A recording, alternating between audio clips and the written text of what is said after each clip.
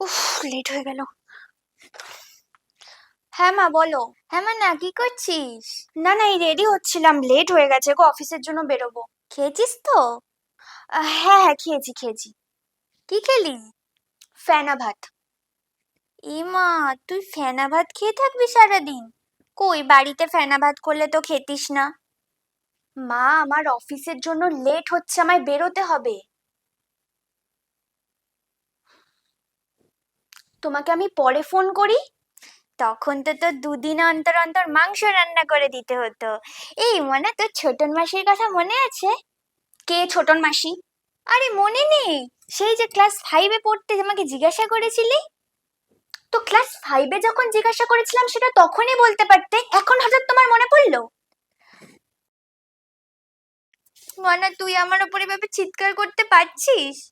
জানিস তো আমার বয়স হয়েছে, বাড়িতে একা একা থাকি, সারাদিন তো তোর সাথে নয় একটু কথাবার্তা বলি, আর তুই আমার সাথে এমন করছিস।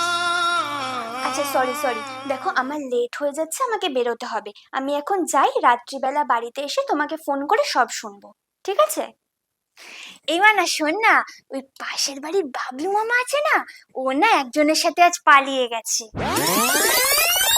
রাখো তো তোমার বাবলু মামার কথা।